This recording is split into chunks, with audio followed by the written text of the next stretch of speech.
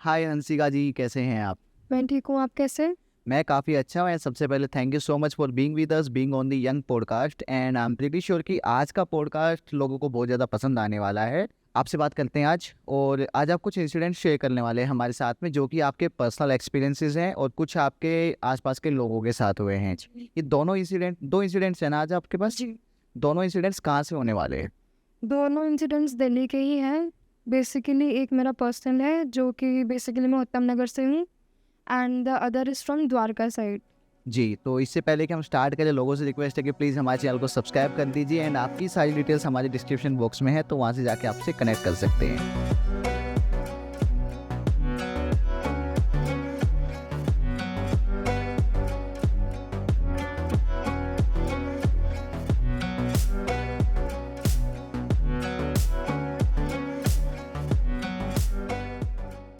मेरी जो फ्रेंड है उसकी ग्रैंडमदर एक्सपायर हो जाते हैं, तो ये अभी द्वारका का किस्सा है? जी हम्म, द्वारका से थोड़ी आगे पड़ता है, नजफगढ़ साइड का। नजफगढ़ साइड। जी।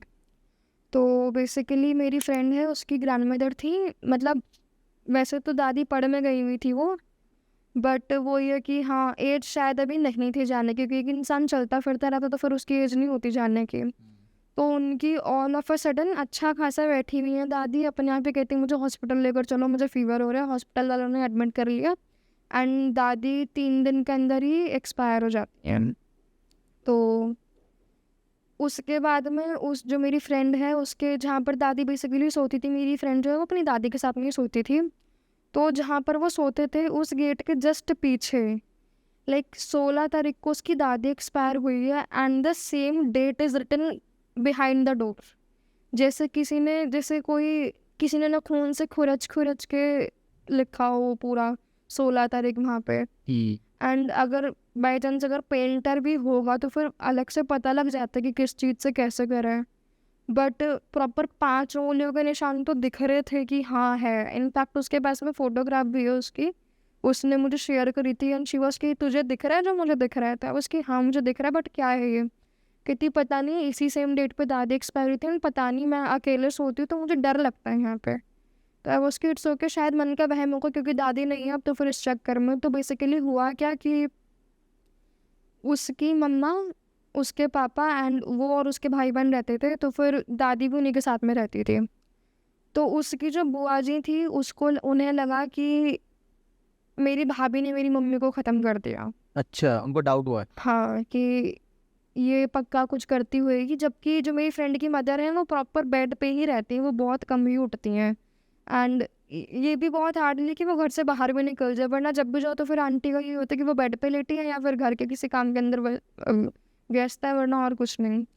तो अब इतना हुआ, अपने आप ही पता नहीं उसकी बुआ जी को क्या हुआ। तो अब वैसे तो डेली बेसिस पे कोई बहन आती नहीं है घर पे, तो एंड मिठाई लाने को तो वैसे भी कुछ वो नहीं बनता। तो उन्होंने क्या करा, पहले रक्षाबंधन आया तो मिठाई के अंदर बेसिकली कुछ मंत्र पढ़ के उन्होंने अपनी भाभी के हाथ पे राखी बांधी एंड मिठाई को जो था वो भी मंत्रित थी, बेसिकली वो अपनी भाभी को खिला दी।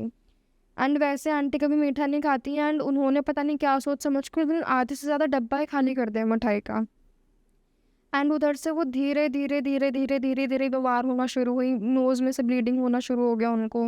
एंड एक होता है कि रेयर बहुत हल्का हल्का, बट प्रॉपर बहने ही लग जाना खून, तो वो तो अजीब बात होती है प्रॉपर।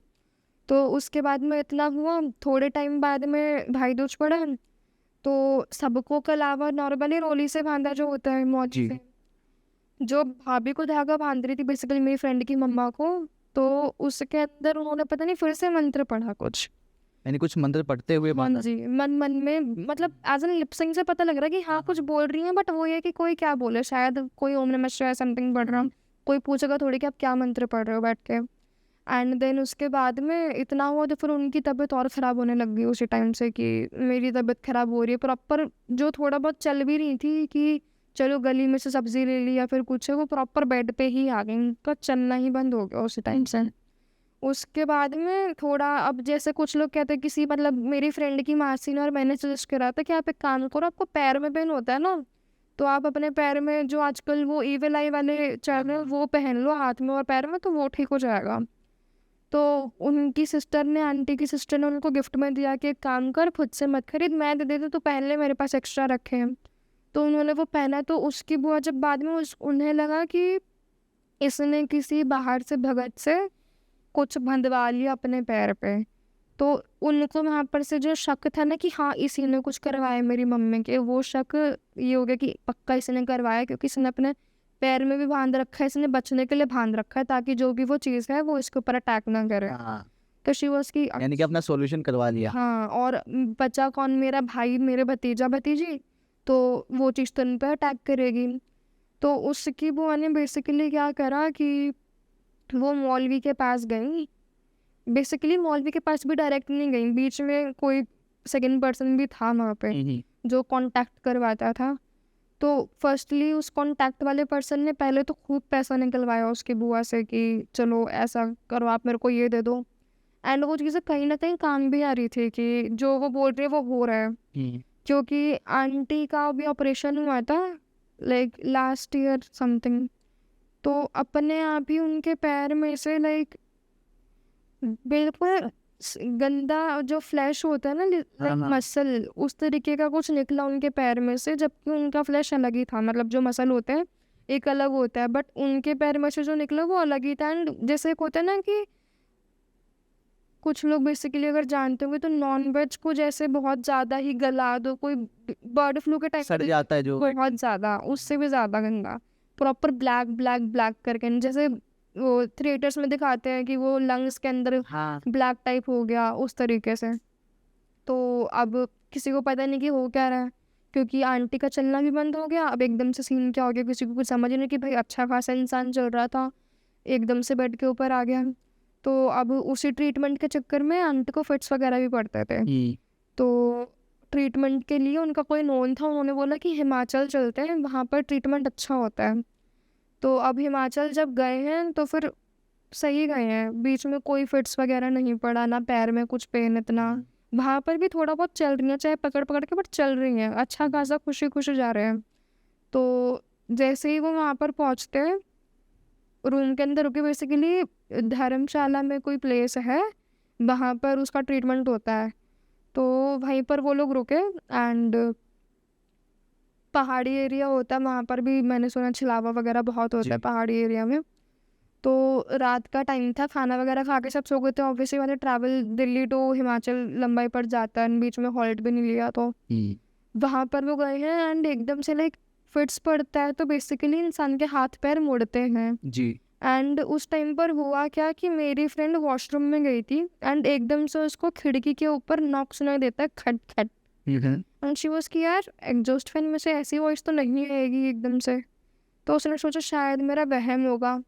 फिर उसके बाद में वो अंदर आई, तो वो बेसिकली खिड़की की साइड ही फेस करके लेटी थी एंड बीच में उसकी मम्मा थी, दूसरी साइड उसके फादर थे। तो उसने देखा कि सामने से ना, मतलब एक होता है कि इंसान को पता लगता है कि कुछ गलत होने को वाला है, कि एकदम से डर होने लग गया उसको। वरना उससे पहले वो आराम से बाहर खड़ी हुई थी, पहाड़ों को ही देख रही थी बैठ के। तो all of a sudden like like हद से हद 2 सेकंड हुए होंगे, उसकी मदर को फिट्स पड़ा। एंड वो बेसिकली फिट्स भी कैसे था कि जैसे 1920 में दिखाते हैं ना कि प्रॉपर इंसान के अंदर से आत्मा बाहर जा रही है, प्रॉपर लाइक चक्रासन में आ गई उनकी मम्मी की जो बॉडी थी। अच्छा। उसने प्रॉपर चिल्लाया कि पापा जल्दी उठो, मम्मी की तबीयत खराब हो रही है, जल्दी उठो। एंड जैसे ही मम्मी के ऊपर से चादर हटाई है ना, मम्मा वापस नॉर्मल है, कि फिट्स पड़ रहा है बट बॉडी नीचे ही है। तो वो क्या था, एकदम से इंसान का पेट तो इतना बड़ा नहीं होगा कि बीच में से हाथ जा रहा है तुम्हारा, या फिर इतना। एंड उसकी मदर का वेट भी बेसिकली ज़्यादा ही है, 150-130 के अप्रॉक्स उसकी मदर का वेट है। तो फिर इतना इंसान तो योगा मास्टर नहीं हो सकता। तो उसके बाद में वहाँ पर भी जाके ये इंसिडेंट हुआ एंड उसकी मम्मा को फिट्स पड़ा। एंड बेसिकली क्या था कि जो उसकी बुआ जी ने जब से करवाया था, फिट्स के अंदर ब्लीडिंग बहुत ज़्यादा हो रही थी, जबकि जब फिट्स पड़ते तो फिर ब्लड वगैरह का ब्लड का कोई काम ही नहीं। कुछ नहीं है, बट अपने आप ही जुबान कट जानी एंड इतनी ज़्यादा कि बिल्कुल अलग ही हो जानी, एकदम सब चीजें एकदम एक्सट्रीम हो रही है। बहुत एक्सट्रीम, जो कि 25-30 साल में आज तक कभी भी नहीं हुई है। तो उसके बाद में तब भी सबको कहता कि चलो छोड़ो, क्या ही होगा, ऐसी शायद ट्रैवलिंग के उससे हो रहा होगा, नहीं करते क्योंकि फिट्स वाले लोग जो हैं वो ट्रैवल ज़्यादा उस वजह से हो रहा होगा। इतना हुआ ठीक है। फिर उसके बाद में जब वो लोग वापस भी आ रहे थे, डॉक्टर ने चेकअप वगैरह करा, डॉक्टर को उसकी सब कुछ तो ठीक है, प्रॉब्लम क्या है फिर? तो उसकी मदर ने बताया कि पता नहीं, मुझे लग रहा है कुछ है, बट आप चेक कर लो क्योंकि बहुत टाइम से हो रहा है मुझे, एंड मेरे पैर से चला नहीं जा रहा मुझसे। तो डॉक्टर वो इसकी, चलो ठीक है मैं दे देता हूँ आपको दवाई, तो फिर आप उसको रेगुलर बेसिस पे लेना एंड ठीक हो जाओगे 1-2 महीने में।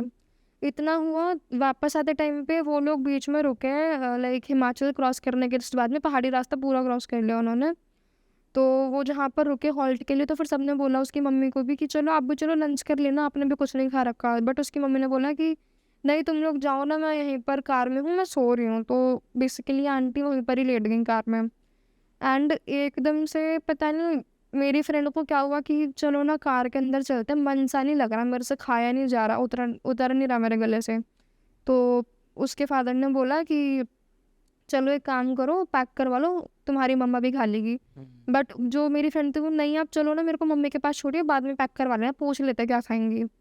एंड वो पहुंची है वहाँ पे, एंड जस्ट इमेजिन पूरी कार लॉक है, कीज भी अंदर है, एंड मेरी फ्रेंड की मदर को फिट्स पड़ा हुआ है अंदर कार में। एंड वो प्रॉपर जिसे कहते हैं ना कि उनके पैर जो थे वो दरवाजे के एंड चेयर जो सीट होती है उसके बीच में अटके हुए थे, पूरा खून उधर। जो फेस था वो प्रॉपर सीट के नीचे की तरफ, कि इंसान की सांस भी ना आए। एंड अगर वहाँ पर वो लोग 2 मिनट तक और नहीं पहुँचते ना, तो टू बी ऑनेस्ट उसकी मदर वहीं पर ही ख़त्म हो जाती है, क्योंकि पूरा फेस मुड़ जाता है। हेल्दी इंसान है तो इतनी सी स्पेस में तो इंसान ऑब्वियस सी बात है वो नहीं सर्वाइव कर पाएगा। तो इतना हुआ, तो फिर वहाँ पर बगलामुखी माता का मंदिर पड़ता, तो मेरी फ्रेंड ने बोला माता रानी अच्छे से घर पे पहुँचा दो, जो भी होगा मैं कर लूँगी, मैं वापस आ जाऊँगी आपके पास में। तो मेरी फ्रेंड को वहीं पर से ट्यूशन आने लग गए कि ये मेडिकल नहीं है जो तू सोच रही है, ये कुछ और है। क्योंकि मेरी फ्रेंड का ये भी है कि वो डेली कालका जी मंदिर भी जाती थी, तो फिर थोड़े कि हाँ अगर किसी भगवान पर श्रद्धा करो तो वो भी बता देते हैं कि कुछ ना कुछ गलत है, कहाँ सावधानी बरतनी चाहिए। इंट्यूशन आने लग जाता है। हाँ जी। तो वो बेसिकली वहाँ पर भी सेम चीज़ हुई कि कुछ गलत है, कुछ गलत है, कुछ गलत है। वहाँ पर माथा टेका उसने, तो मम्मा उसकी ठीक हो गई कि चलो ठीक है, घर तक आराम से आ गए, कुछ नहीं हुआ प्रॉब्लम। फिर उसके बाद में ब्लड वगैरह तो था, वहाँ पर हॉस्पिटल पे रुक के फिर उनकी ट्रीटमेंट वगैरह करवाई, फिर घर पर लेकर आए। फिर एकदम से क्या हुआ, मेरी फ्रेंड को लगा कि चलो मैं बगलामुखी तो नहीं जा सकती, मैं कालका जी वगैरह जाती हूँ, माता तो हर जगह सेम ही है। तो वाइल रिटर्निंग, मतलब उसको हो गया था, वो इवनिंग के टाइम पर आ रही थी, एंड एकदम से प्लान बना तो झंडे वालन भी चलती हूँ आज। तो एकदम से मेरी फ्रेंड को फ्लैशेस आ रहे उसकी आंखों के सामने कि किसी ने उसकी मदर के ऊपर शमशान घाट में जाकर क्रिया की हुई है। बेसिकली अंडे, खून के दाग, एंड कोई बेसिकली सपने में ये दिख जाना उसको कि कोई उसकी मदर को उससे छीन रहा है एंड दफना रहा है, मिट्टी डाल रहे हैं, एंड मतलब प्रॉपर शमशान घाट वाला जो होता है वो सारी चीज़ें, एज एन काला जादू का सब चीज़ें दिखना। तो मेरी फ्रेंड को लगा कि नहीं वहम होगा, बार बार दिख रहा है, वहम होगा, छोड़ो कोई नहीं, क्योंकि मैं रास्ते पर चलूँ तो 36 चीज़ें दिखती हैं। तो उसके बाद में शी वॉज की नहीं ऐसे ही होगा। तो कुछ दिनों बाद में वो वापस वही कालका जी से वापस जा रही थी मंदिर, घर पे झंडे बांधने पे। तो व्हाट हैपेंड कि उसको रास्ते में मटकी दिखी जो बेसिकली क्रिया करके रख जी। देते हैं लोग, उतारा। एंड उसको बार बार ये हो रहा है कि यार मुझे ऐसा क्यों लग रहा है कि ये सेम सीन मैंने कहीं देखा है, क्योंकि वो सेम सीन उसको जिस दिन उसने कालका माता को बोला था कि जो भी है मुझे बताओ तो सही, तो प्रॉपर उसके सामने फिल्म ही चल गई थी वहाँ पे कि ऐसे ऐसे करके तेरी मम्मी का नाम लेकर फोटो वगैरह पे खून के दाग दिए हुए किसी ने कि इसके ऊपर मसान की क्रिया की हुई है बेसिकली, कि ये ख़त्म हो जाए। क्योंकि एंड वो चीज़ श्योरिटी भी तब हुई जो कालका जी के महंत है, बेसिकली वो पुजारी हैं वहाँ पे। उसने उनसे बात करी कि ऐसे ऐसे करके बात है ना, मुझे बार बार दिख रही है ये चीज़, एंड मेरी मम्मा को भी ब्लड आ रहा है, तो फिर क्या है? तो उन्होंने सिंपली बोला कि किसी ने मसान की क्रिया की हुई है, इस वजह से तुम्हारी मम्मा का ब्लड इतना ज़्यादा था। तो फिर अभी सभी कन्फ्यूज कि कौन करेगा ऐसा, क्योंकि किसी से कोई लड़ाई झगड़ा भी नहीं है, इंसान अपने घर में रहता है। तो उसके बाद में कुछ दिनों बाद में अपने आप ही हुआ क्या कि मेरी फ्रेंड की जो बुआ थी उन्होंने गलती से वीडियो कॉल करी, एंड उन्हें नहीं पता कि फ़ोन चल रहा है। एंड तो जो मेरी फ्रेंड की मदर थी उन्होंने बोला कि फ़ोन काट दो ना। उसके पापा जो थे मेरी फ्रेंड कह रहे सुन तो ले, क्या कह रहे, कहाँ है ये, कहाँ घूम रही है। एज अ ब्रदर उन्हें तो कंसर्न है कि मेरी बहन कहाँ घूम रही है, चाहे शादीशुदा क्यों ना, भाई तो भाई होता है। तो मम्मी बोला उसकी छोड़ो ना, पर्सनल बात कर रही होंगी, आप फ़ोन कट करके रख दो। बट उसके फादर बोला उसकी नहीं नहीं सुनते हैं ना, एक बार सुनने तो दे क्या हो रहा है। तो हुआ क्या कि उसकी जो बुआ थी वो बेसिकली उस मौलवी से बात कर रही थी कि अभी तक वो मरी क्यों नहीं है। मैंने इतना पैसा दे दिया, अपनी ज्वेलरी वगैरह सब ख़त्म कर दी, और उसने तो अपने पैर में किसी से ना कोई काला धागा अभिमंत्रित करके बंधवा रखा, उसके तो कुछ हो ही नहीं रहा। मेरी माँ को खा गई, मेरे भाई भाभी को, मेरे भाई को और मेरी भतीजी भतीजे को भी खा जाएगी। तो कुछ करवा क्यों नहीं रहे हो, मरते क्यों नहीं है, कितना टाइम लगेगा। तो मौलवी ने बोला कि उसने ना कुछ अपने ऊपर कुछ वो करवा रखा है जो बीच में अड़ रहा है, और मुझे नहीं पता क्या है। और तेरी भतीजी को बोल कि उसकी साइड से, तो फिर तू उसको जाके अपने मुट्ठी में कर, अपनी भतीजी को। तो उसकी बुआ ने बोला कि वो तो मेरी मुट्ठी में नहीं आएगी, वो तो ज़िद्दी है, और मैं कैसे लाऊं उसको मुट्ठी के अंदर। तो ही वॉज कि तू एक काम कर, तू उसको भी ना मिठाई खिला दे और वो तेरे वश में हो जाएगी। तो इतना हुआ, ये सारी कन्वर्सेशन चल रही है, एंड धीरे धीरे सब कुछ खुल के आ रहा है कि मैंने तो अंडे के ऊपर ये क्रिया भी करी थी, वो क्यों नहीं पूरी हुई, आपने पानी पढ़ के दिया था मुझे, मैंने तो वो भी पानी में मिक्स करके पिलाया उसको, और मंत्र जो बोला था ना, मैंने वो भी पढ़ के उसके हाथ पे कलावा बांधा, मगर उसने अपने पैर में ना वो बंधवा रखा है कि किसी भगत से कि इसके ऊपर कुछ ना हो। एंड इतना हुआ सब, तो फिर उस टाइम पर किसी ने कुछ भी नहीं बोला, तो रिकॉर्डिंग करी बट प्रॉपर कि हाँ अभी पता लगे कि किसने क्या करवाया। एंड पूरी फैमिली शॉक में कि ये क्या कर दिया एकदम से, क्योंकि बुआ तो कि ये नहीं कि यार नहीं, मम्मी के माइंड में तो है कि मैं भी किसी की बहन हूँ, ये भी तो मेरे हस्बैंड की बहन है, तो फिर वो ये ना कि चलो मेरी सास नहीं है, मैं तो हूँ ना इनके लिए। बट वो उनकी साइड से ये था कि नहीं, तूने मेरी मदर को मारा है, तो खूनी सॉर्ट ऑफ थिंग है, उनके दिमाग में ये चल रहा था। तो उसके बाद में उसकी जो बुआ थी वो घर पर आती, उसके फादर ने बोला कि घर पर आ, मुझे बात करनी है कुछ। तो उसकी बुआ ने बोला हाँ क्या बात है। तो फिर उसके जो फादर हैं उन्होंने पूछा कि भाई तूने किसी से कुछ करवाया हुआ है, तू कहाँ थी कल। तो उसकी बुआ कहती कहीं नहीं, मैं तो अपनी ड्यूटी पे थी, ड्यूटी पर से वापस चली गई थी और दोस्तों के पास थी, मैं तो अपनी, क्या हो गया। तो उसके पापा कहते छुपा मत, जो बात है क्लियर बता दे, क्योंकि हम अपने मुंह से बोलते हुए अच्छे नहीं लगेंगे। तो उसकी बुआ ने बोला कि नहीं नहीं कुछ भी नहीं है, मैं तो अपनी दोस्तों के पास थी और अपनी सास वगैरह में रिश्तेदारों के पास आई हुई थी, अपने दोस्तों के पास में, और ड्यूटी करके मैं वापस अपने घर पर चली गई थी। तो मेरी फ्रेंड ने बोला कि जो भी है बता दो, क्योंकि उसकी मदर का कॉल आया था उसके पास रोते रोते कि तेरी बुआ ने मेरे साथ में ये किया। तो फिर बच्चा भी कहने को ये क्या बात होगी, मतलब अपनी माँ को तो कोई नहीं देख सकता उस कंडीशन में। कि अब समझ में आ रहा है कि इतना ब्लड वगैरह जो था, जो पूरा इंट्यूशंस थे उसके, जो दिख रहा था उसको कालका जी साथ टाइम, वो अब जाके लिंकअप हुआ कि ये सारा सीन ये चल रहा था। एंड जिसको मैं पूरे शहर में ढूंढ रही कि किससे लड़ेगा, वो तो मेरे घर में ही बैठा है इंसान। तो इतना हुआ, फिर उसके बाद में तब भी एक्सेप्ट नहीं करा कि हाँ मैंने कुछ करवाया है। उसके बाद में वीडियो प्ले करी उनके सामने, तो फिर वो रोते रोते कहती हाँ मैंने करवाया है और इसने भगत से ऐसे ऐसे करवाया, मम्मी को मार दिया, ये है वो है। तो उनको उस टाइम पर प्रॉपर समझाया कि ऐसा कुछ नहीं है, अब एक काम करो, इतना तो आपने करवा दिया, इनका हाल जो है बिल्कुल ही बेड में हो गई, कम से कम अब तो कुछ वो करवा दो, उस मौलवी को फ़ोन करो, बोलो भाई बख्श दे, क्या चाहिए, जितना जो लेना ले लेगा।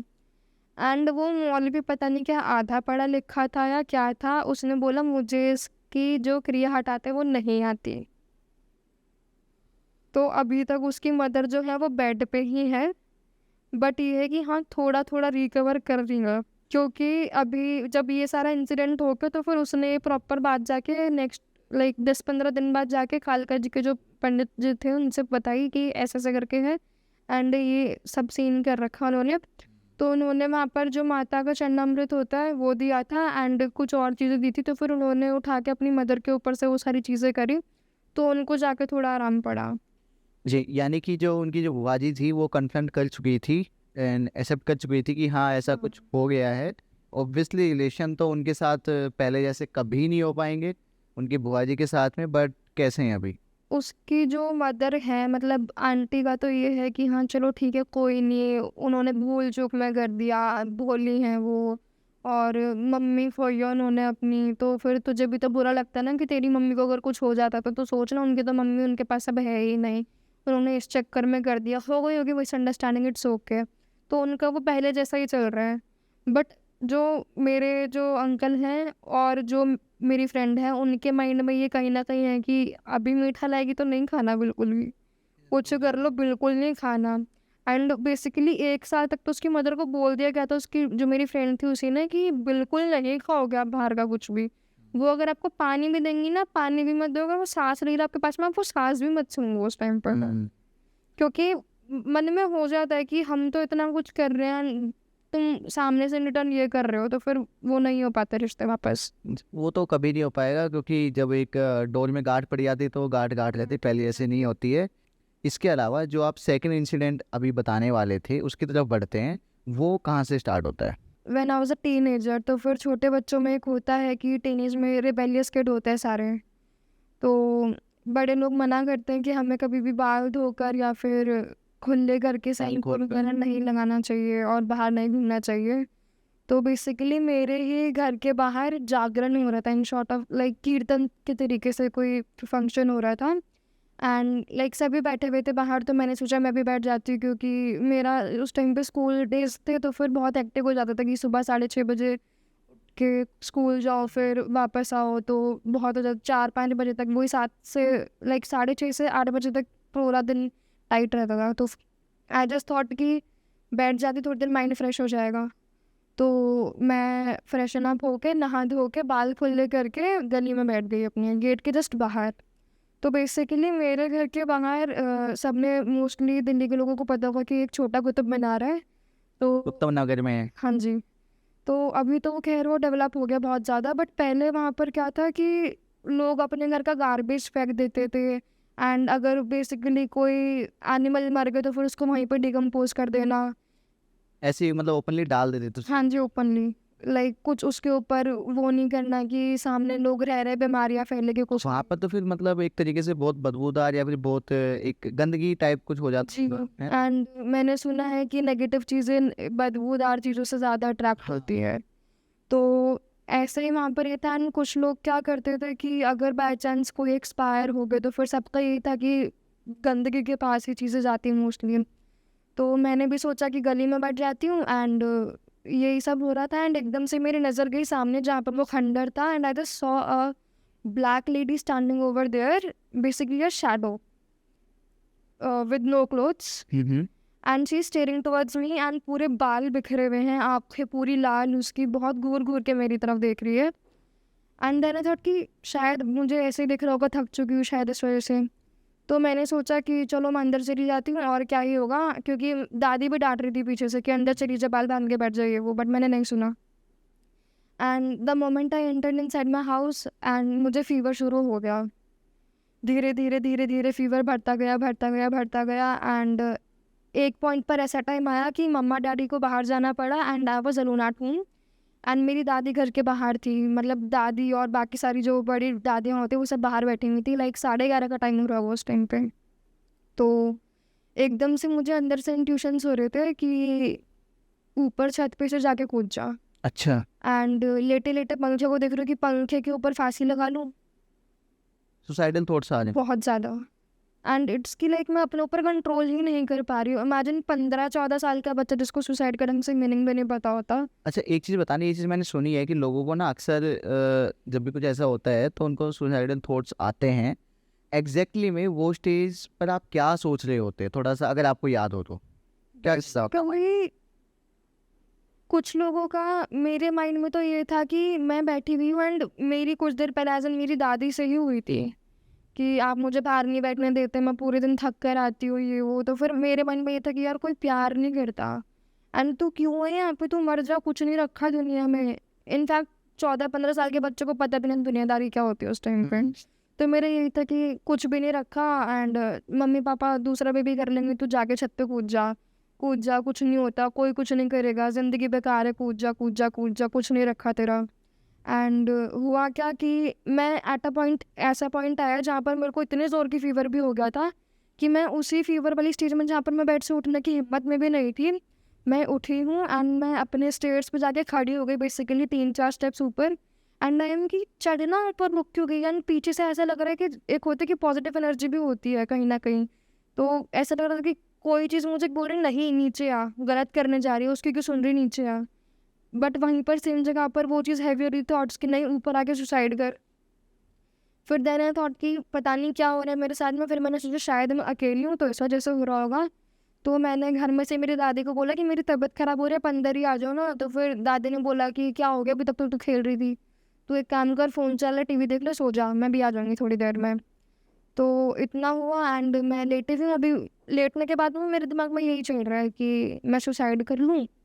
घर में बेसिकली दवाइयाँ रखी होती हैं, दवाई खा के मर जाऊँ एंड पंखा देख के कि मम्मी की चुन्नी से फांसी लगा लूँ अपने आप को, ये चीज़ें चल रही है। एंड उतने में लाइक 12:30 के अराउंड मेरी मम्मा हॉस्पिटल से वापस आई है मेडिसिन लेके। एंड वो देख रही है कि लाइक मेरी बेटी पूरी सफ़ेद पड़ी हुई है एकदम से, आँखें पूरी लाल। और एक होता है ना कि बहुत ही ज़्यादा बीमार इंसान हो उस तरीके से। इतना हुआ, मम्मा ने आके मुझे टच करा तो मम्मा कहती इतना ज़्यादा शरीर कैसे तप रहा है, अभी तो अच्छी भली छोड़ कर गई थी मैं। तो मैंने बोला, मैं कहा पता नहीं, लगा आप मेरे से बात मत करो, लगा मुझे बात नहीं करनी किसी से। तो मम्मी ने बोला क्या हो गया, तुझे किसी ने कुछ कहा? दादी की बात से नाराज़ है, तेरे भले के लिए तो बोला। एंड अब उसके मुझे बात ही नहीं करनी ना, क्यों बात कर रही हूँ मेरे से, आप अपना करो। कि बेसिकली मम्मा को भी बहुत रूड जवाब दे रही हूँ। तो पापा ने जो थर्मामीटर होता है उससे मेरा फीवर चेक करा तो उसके अंदर बेसिकली टेम्परेचर था 102 के अराउंड समथिंग। तो पापा ने बोला कि एक काम करते हैं, पैरासीटामोल दे देते हैं इसको। तो विद इन 1 to 2 आवर मैंने 2 पैरासीटामोल खाई एंड मुझे कुछ असर नहीं हुआ उसका। इनफैक्ट मेरी और ज़्यादा ही तबीयत ख़राब होने लग गई। तो पापा ने बोला एक काम करो, बेसिकली हमारे घर में शिव जी का मंदिर है, तो मम्मा पूजा करती थी उस टाइम पे, अभी भी करती हैं। तो पापा ने बोला एक काम करो, आप अंदर जाके इसको मंदिर में ले जाओ, शायद कुछ ऐसा हो रहा, क्योंकि दादी आई थी एंड बड़े बुजुर्गों को पता लग जाता है। तो दादी को उसकी मैंने मना करा था ना, मत बैठ बाहर, बट सुननी थोड़ी है, बाल खुले करके बैठ गई, बिल्कुल अकल नहीं है, ये है वो है। तो मम्मी ने बोला कोई नहीं, चलो मैं देखती, छोटा बच्चा, डांटो मत, तबीयत खराब हो रही है। मैं वहाँ पर बेसिकली रो रही हूँ कि यार अभी भी सुना रही हूँ मैं तबीयत खराब है। एंड हुआ ये कि मैं मंदिर के कमरे में एंटर हुई हूँ, मम्मी ने जस्ट दीप जो होता है, जो दिया होता है भगवान जी के आगे, वो जलाया है। एंड इतने में ही all of a sudden like 2-4 दिन पहले ही हमारे लोकेलिटी के अंदर जो वायर होती है वो डली थी एंड अपने आप ही जो पोल होता है उस पर से हमारे घर का जो वायर है वो अपने आप ही हट गया। पूरे घर में अंधेरा एंड मैंने इतनी ज़ोर की स्क्रीम करा उस टाइम पे कि बचाओ मुझे, वो ले जाएगी, बचाओ मुझे ले जाएगी, बचाओ मुझे ले जाएगी। बेसिकली मेरे और मम्मा के बीच में 1 फीट का डिस्टेंस होगा आराम से एंड मैं प्रॉपर मम्मी की गोद में बैठ गई उस टाइम पे कि नहीं मुझे बचाओ, मुझे बचाओ। एंड इतनी ज़ोर से चीख मारी कि दादी भी आ गई, पापा भी आ गए कि क्या बात हो गई एकदम से, अभी तक तो ठीक थी। एंड मम्मा ने बोला कि इसके साथ में कुछ अजीब ही है, इसको कुछ दिखा है बाहर और ये बता नहीं रही है। तो मेरी दादी कहती मैंने तो बोला था बाहर मत बैठ, बट ये सुनती नहीं है। तो फिर पापा ने बोला कोई नहीं, अभी डांटो मत और अभी जो है हाथ वगैरह रख दो, भगवान जी को बोलो कि ठीक कर देंगे, सुबह देखते क्या होता है। तो इतना हुआ, तो बेसिकली लाइट तो थी नहीं, मैं फिर भी उसी टाइम पर चिल्ला रही कि मुझे बचाओ, मुझे बचाओ, मुझे बचाओ, कौन है तुम? मैं मम्मा को कह रही कौन है तुम, हटो, तुम क्या कर रहे हो मेरे साथ में? एंड जब तक पापा ने वायर नहीं लगवा दिया तब तक मैं शांत नहीं हुई। तो उसके बाद में तो प्रॉपर मुझे कुछ याद ही नहीं है कि मेरे साथ में उसके बाद में क्या हुआ। बस मुझे इतना याद है कि हाँ मम्मा पापा जगे हुए थे पूरी रात एंड मेरे सर पे ठंडे पानी की पट्टियाँ रख रहे थे।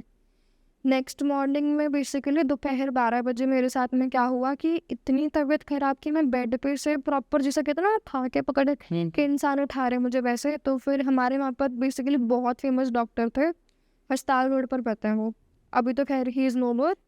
तो मुझे वहाँ पर लेकर गए एंड उन्होंने थर्मामीटर लगाया।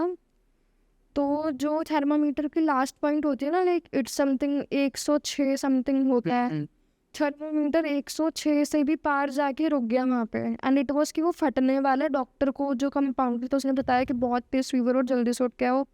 डॉक्टर भी उस टाइम पर काँप गए कि ये क्या हो गया इतने छोटे बच्चे को। तो उसके बाद में डॉक्टर है उन्होंने चेक करा, ग्लूकोज वगैरह चढ़ाया, तो फिर उससे भी कुछ रेस्ट नहीं पड़ा।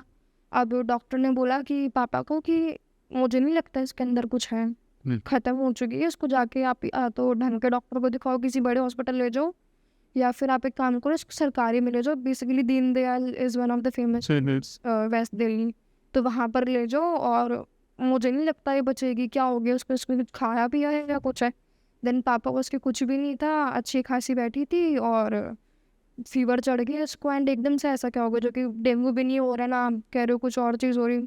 एंड डॉक्टर वॉज कि नहीं, मुझे नहीं लग रहा कि मैं इसको बचा पाऊँगा, आप इसका कुछ करो। तो बेसिकली पापा ने रोते रोते मेरी दादी को कॉल करा कि ऐसे ऐसे बात है, एंड डॉक्टर तो कह रहे कि नहीं बचेगी है, क्योंकि 107 फीवर में बेसिकली कहा ही जाता है कि इंसान डेड हो जाता है।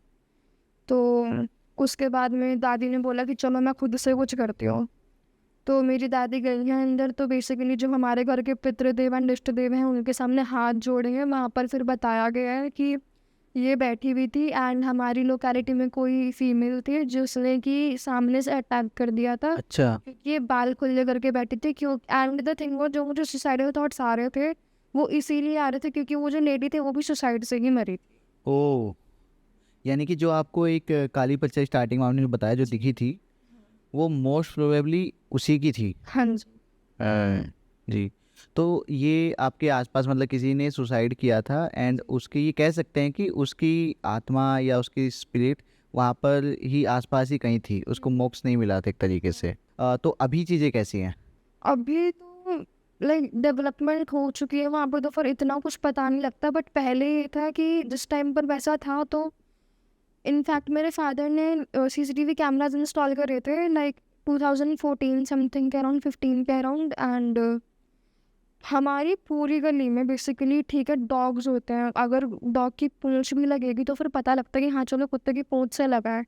डॉग हाथ मारता तो भी बोलते हैं कि अच्छा चलो ठीक है, तो कुत्ते ने हाथ मारा तो गेट बचा है। बट प्रॉपर ऐसा कि कोई इंसान प्रॉपर घूसा मार रहा है गेट के अंदर, एंड गेट प्रॉपर अंदर की तरफ खिसक रहा है, वो भी हल्का फुल्का भी गेट नहीं, बहुत भारी गेट। तो बेसिकली ये था कि it was a regular routine कि हमारी गली में सबके ही गेट बजते थे एट अ पर्टिकुलर 12 बजे के बाद में, कि अपने आप भी सबके गेट बज रहे हैं, अपने आप ही गेट बज रहे हैं। एंड कुछ नहीं हो रहा तो फिर रात के 2:30-3 बजे अजीब अजीब आवाज़ आ रही किसी की लेडी के रोने की। क्योंकि अगर बेसिकली कोई लेडी रोती भी है, कोई बंदा बाहर जाके तो पता तो लगेगा कि भाई क्यों रो रही है, चलो लड़ाई झगड़ा हो रहा है। बट बाहर जा रहे हैं, आवाज़ चुप, फिर अंदर आ रहे हैं, फिर वो रोना शुरू। फिर अजीब सी स्मेल जलने वगैरह की, जैसे कोई बेसिकली मुर्दा जल जाता है उस तरीके की। एंड बहुत अजीब सी, मतलब क्रीपी टाइप स्मेल्स जो होती हैं कि इंसान से बर्दाश्त ना हो, उस तरीके की। कि इससे ही ना मेरे को एक चीज़ याद आ रही है। एक इंसिडेंट है, ये दिल्ली का ही है। काफ़ी बार क्या होता है ना, कोई कुछ करवाता नहीं है बट चीज़ें ही बाय जनरेशन्स तक वो ऑटोमेटिकली चलती रहती हैं, कुछ चीज़ें कनेक्टेड रहती हैं हमारे साथ में। दिल्ली में आईजे एयरपोर्ट के पास में हम देखेंगे तो बहुत सारे होटल्स वगैरह हैं अच्छे खासे। तो उनमें एक बहुत बड़े होटल में एज अ मैनेजर काम करते थे। तो आज से लगभग 20 या 25 साल पहले, यानी 2001-2 के आसपास उनकी शादी हुई थी। एंड फाइनेंसिस के हिसाब से वो फुलफिल्ड थे, कोई इशू नहीं था, शादी भी अच्छे से धूमधाम से। लेकिन उनको जो मेन इशू आता, शादी के लगभग 10 साल हो चुके थे बट उनको कोई भी ना बेबी नहीं हो पा रहा था। काफ़ी जगह उन्होंने ट्राई किया बट नहीं हो पा रहा, तो वो हार मान चुके थे एक तरीके से। तो ऐसे में ना एक सॉल्यूशन जो उनको लगा कि यार देखो, जनरेशन में इतना पैसा है, इतनी प्रॉपर्टीज आगे तो बढ़ाना है, तो उसके लिए उन्होंने सोचा कि हम ना अडॉप्ट कर लेते हैं। तो किसी ऑर्फनेज में जाते हैं जो अच्छा खासा होता है, वेल एस्टेब्लिश्ड होता है, उसमें जाते हैं और एक 3 या 4 साल की एक लड़की को अडॉप्ट करते हैं, वो अडॉप्ट कर लेते हैं। उनको लाते हैं, उनको भाई बहुत प्यार से रखते हैं, अच्छे से अच्छे स्कूल में एडमिशन कराते हैं, सब कुछ अच्छे से चल रहा होता है। जब वो लड़की थोड़ी सी बड़ी होती है ना, 10 या 12 साल की होती है, तो उसकी लड़की की हॉबी होती है कुकिंग, है ना। मतलब नॉर्मली डेली नहीं बट बीच बीच में जैसे किसी रेसिपी बुक से कोई रेसिपी कर ली, ये बनाना है मम्मा, ये बनाना है पापा, आज मैं आपको ये खिलाती हूँ, इस टाइप से उसकी हॉबी थी। लेकिन उसका ना एक बहुत ही कॉमन चीज़ जो उन्होंने नोटिस की, उनका ये था कि वो ना बहुत जल्दी ना जलती थी फ्रिक्वेंटली।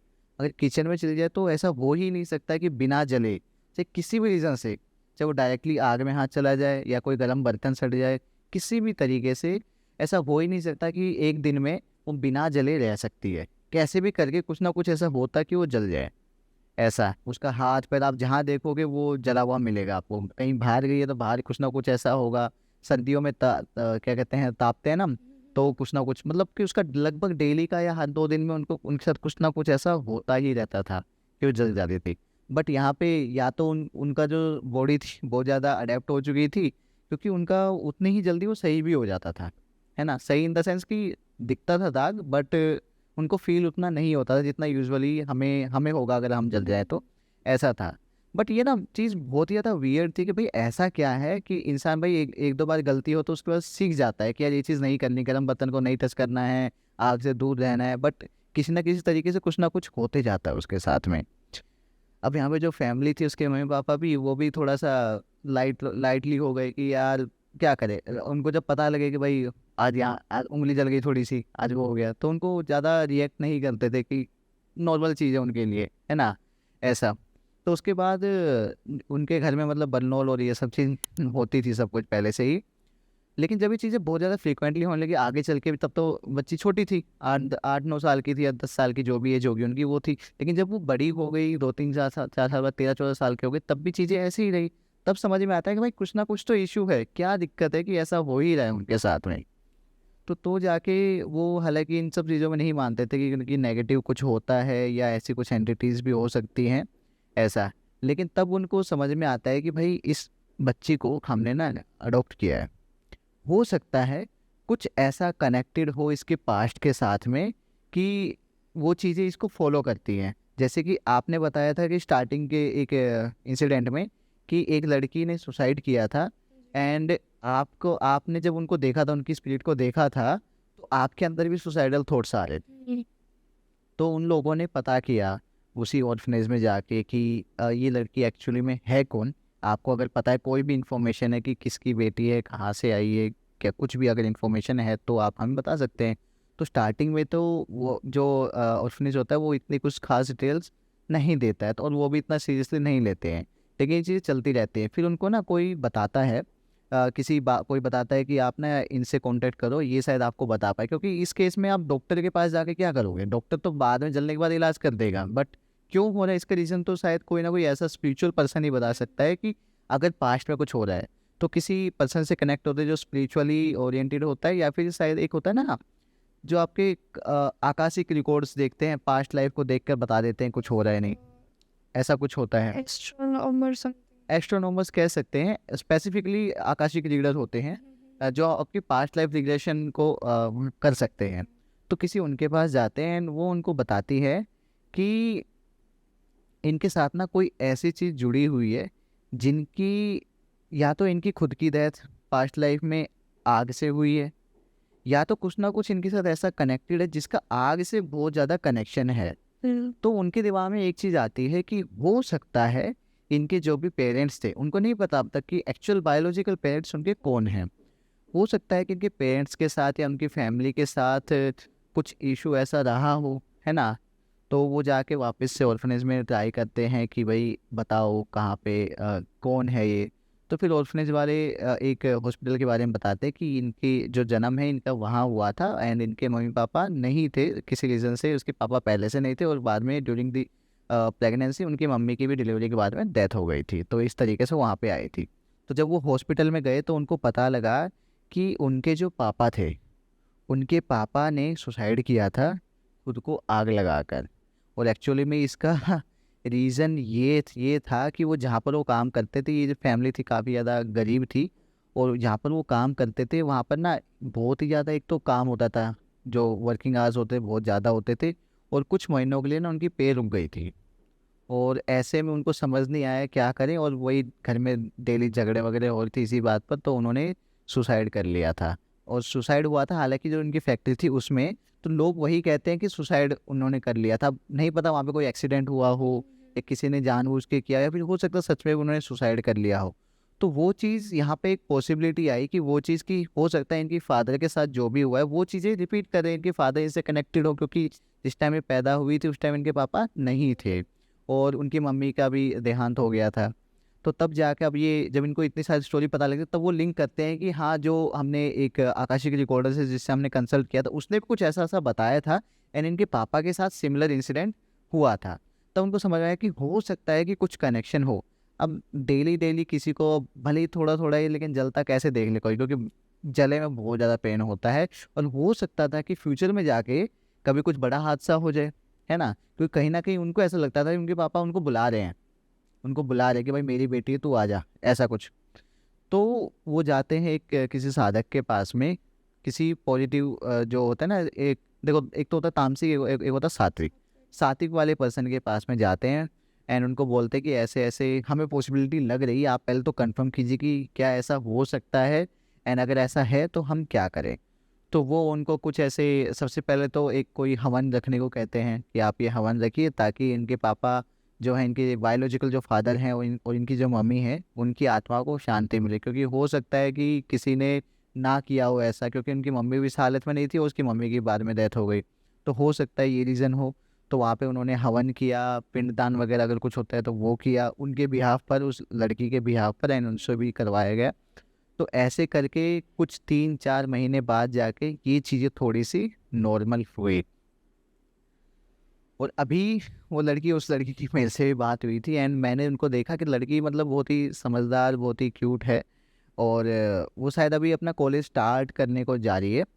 एंड अगर आप देखोगे ना तो उनके जो हाथ हैं यहाँ हल्के हल्के आपको ऐसे स्टिल दिखेंगे, जलने के निशान। तो मतलब उनका हाथ तो ऐसा ही है। और आई नो कि क्योंकि उनकी फैमिली के पास इतना कुछ पैसे वैसे की दिक्कत तो है नहीं, कुछ ना कुछ तो ऐसा ट्रीटमेंट चल रहा होगा कि वो दाग अगर किसी तरीके से जा पाए। आई एम नॉट श्योर कि वो जा सकता है नहीं जा सकता, मुझे लगता है कि थोड़ा सा बस हल्का पड़ सकता है बट प्रॉपरली नहीं जा सकता। सो हंसिका जी, इस इंसिडेंट में आई नो कि ये कोई हॉरिफाइंग नहीं है, बट इसमें वही चीज़ है कि चीज़ें फॉलो करती है हमें, है ना। और एक चीज़ और, मैंने ऐसा सुना है कि आपने भी सुना होगा कि जो पहाड़ी इलाके होते हैं वहाँ पे यूजुअली ना लोग क्लेम करते हैं कि कोई एंटिटी उनकी गाड़ी के साथ में भाग रही है, या फिर अक्सर किसी नदी के पास या किसी तालाब के पास वो देखते हैं कि कोई ना, या ब्रिज के ऊपर कोई उनको छलांग लगाता हुआ दिखाई देता है। होता क्या है, किसी से मेरी बात हुई थी, उन्होंने बताया था कि होता क्या है ना कि इवेंट्स ना खुद को रिपीट करते हैं, है ना, बार बार। जैसे आपके केस में सुसाइड वाला, तो वो रिपीट होने की कोशिश हो रही थी आपके थ्रू, है ना। इस केस में भी जो मैंने बताया उसमें भी रिपीट होने की कोशिश हो रही थी। तो ऐसे ही जो पहाड़ों में हम देखते हैं, कहीं भी किसी भी जहाँ पर कोई सुसाइड हो जाता है, कुछ भी ऐसा अकाल मृत्यु हो जाती है, तो वहाँ पर ना चीज़ें खुद को रिपीट करती, इवेंट्स ना वहीं पर स्टक हो जाते हैं, वो इवेंट्स लोगों को बार बार दिखते हैं, ऐसा होता है। बाकी आप इन सब चीज़ों के बारे में कैसा फील करते हैं, क्या फील करते हैं, नेगेटिव एंटिटीज़ के बारे में या पॉजिटिव के बारे में? बेसिकली नेगेटिव के बारे में भी उतना ही और पॉजिटिव के बारे में भी उतना ही, क्योंकि हर दोनों चीज़ें देखी हुई हैं कि पॉजिटिव भी है और नेगेटिव भी है। बट एज़ यू सेड कि चीज़ें अपने आप को रिपीट करती हैं, तो फिर बेसिकली जो केस मैंने आपको बताया जो मेरे साथ में हो रहा था कि मुझे सुसाइड थॉट्स आ रहे थे, उसमें यही था कि लाइक जो मेरी ग्रैंडमदर ने मुझे बाद में बताया कि बेसिकली जब कोई एक्सपायर हो जाता है इस तरीके से, अकाल मृत्यु बेसिकली उनकी उस टाइम पर आती है ना, वो कहीं न कहीं एक तरीके से पाप ही कर रहे होते हैं अपनी जान लेके। जी। तो वो कहीं न कहीं इंसान उस टाइम पर तो स्ट्रेस में कर लेता है अपने साथ में जो भी होता है। बाद में जब वो एक आत्मा के फॉर्म में बनता है, उसको तब जाके रियलाइज़ होता है कि उसने कितनी बड़ी मिस्टेक कर दी, क्योंकि अगर वो ज़िंदा होता है तो फिर वो शायद अपनी गलती उस टाइम पर सुधार लेता। हाँ। मरने के बाद में वो नहीं सुधार सकता उस चीज़ को। एंड जो उसने वो पाप करा, वो कहीं न कहीं उसकी फैमिली तो भुगत ही रही है। जी। कि अगर कोई बाय चांस कोई इंसान, आपने बताया उसके फादर ने सुसाइड कर लिया था, तो अगर बाय चांस उसके फादर सुसाइड ना करते, तो हो सकता है कि उसकी मदर भी ज़िंदा रहती। हो सकता है क्योंकि हो सकता है। उनकी मदर को जो स्ट्रेस रहा होगा उस टाइम पे। वही होता है, क्योंकि सब बताते हैं कि डिलीवरी का पेन बहुत ज़्यादा होता है। Obviously a female needs a person जो कि स्पेशली उसका लाइफ पार्टनर हो उस टाइम पर उसके साथ में हो। एंड वो फिर उनके माइंड में ये चीज़ भी होगी कि मैं अकेली कैसे पालूंगी इस बच्चे को धरती पे, क्योंकि आजकल की दुनिया में ऑब्वियसली लड़कियों के लिए सेफ नहीं, इनफैक्ट लड़कों के लिए भी सेफ नहीं आज के टाइम पे। जी। तो वही है कि जो उस टाइम पर फिर ये हो जाता है कि नेगेटिव एंटिटी के अंदर कि मैंने तो करा, अब ये इंसान जो है, दूसरा इंसान समझ जाता है कि हाँ भाई कुछ दुख होगा, एंड कहीं ना कहीं वो बोलते भी है कि उसने ही ये चीज़ गलत करी, उसे नहीं करना चाहिए था। अब वो ये कि हम तो नहीं देख सकते उन्हें, बट वो तो हमें सुन सकते हैं। जी। तो वो यही होता है कि अब मैं इसको बताती हूँ ना कैसा फील होता है जो मेरे साथ में हो रहा था, तो वो कहीं ना कहीं उसी तरीके से उस चीज़ को रिपीट करवा के उस फैमिली के ऊपर वो चीज़ जो सौरों दूसरी फैमिली ने सहा होता है, वो यही होता है कि इनकी फैमिली को भी तो पता लगे कि क्या होता है किसी को होने का मतलब, क्योंकि मुझे कहते हैं कि मैं इस तरीके से मैंने सुसाइड कर लिया, किसी को मेरी बैक स्टोरी नहीं पता। बट स्टिल मेरा भी वही ओपिनियन है कि गलती सुसाइड अकाल मृत्यु करने वाले की ही होती है। तुम जो मरने के बाद नहीं कर सकते थे, ऑब्वियसली बात है तुम जीने के बाद में एटलीस्ट कुछ तो करते। जी। तुम 1% तो कुछ अपने साथ में ठीक करते। फैमिली को एटलीस्ट रिग्रेट नहीं होता उस चीज़ का। जी, बाकी जैसे आपने कुछ इंसिडेंट बताए, मैंने कुछ इंसिडेंट्स बताए, ऐसे ही कुछ इंसिडेंट्स का एक और भी ज़्यादा प्रोफेशनल वे में लोगों तक पहुंचाने के लिए, जिन लोगों को हॉरर बहुत ही ज़्यादा पसंद है एंड वो चाहते हैं देखना सुनना, उनके लिए हमने और एक ऑडियो सीरीज़ भी वो रिलीज़ कर रखी है, मेरे चैनल पे है, वो मिल जाएगी लोगों को, लिंक भी मिल जाएगा डिस्क्रिप्शन में, जिसमें हम ऐसे ही प्रोफेशनल वे में ऑडियो सीरीज़ के रूप में हम लाते हैं। लेटर फ्रॉम डार्कनेस उसका नाम है, तो लोग वो भी जाके देख सकते हैं एंड कमेंट कर सकते हैं अगर आप चाहें कि उनका हम सेकंड पार्ट भी लेके आएँ। बाकी हंसिका जी, काफ़ी ज़्यादा इंटरेस्टिंग रहा ये पॉडकास्ट, काफ़ी कुछ मुझे सीखने को मिला कि कैसे कैसे नेगेटिव एंटिटीज़ काम कर सकती हैं, क्या क्या चीज़ें हो सकती हैं एंड आई होप कि आप लोगों को भी काफ़ी ज़्यादा पसंद आया होगा ये पॉडकास्ट। एंड अगर आपको फील होता है कि आपके साथ भी कुछ नेगेटिव हो रहा है या फिर कोई ऐसा इंसिडेंट है जो आप शेयर करना चाहते हैं हमारे साथ में, तो डायरेक्टली हमें भी बता सकते हैं या फिर हंसिका जी के साथ में भी आप शेयर कर सकते हैं, ताकि वो किसी भी पॉडकास्ट में जाके हमारे साथ या किसी के भी साथ जाके उनको अपने आपके इंसिडेंट्स को अपने तरीके से शेयर कर सकें। बाकी हंसिका जी, आपकी सारी डिटेल डिस्क्रिप्शन बॉक्स में है, लोग आपको फॉलो करेंगे, कनेक्ट करेंगे एंड आप प्लीज़ हमारे चैनल को भी सब्सक्राइब कर दीजिए। इसी के साथ हंसिका जी, मैं आपसे विदा लेना चाहूँगा। बहुत ही जल्द मिलते हैं एक और नए पॉडकास्ट के साथ। जी, जी, thank you so much. Thank you.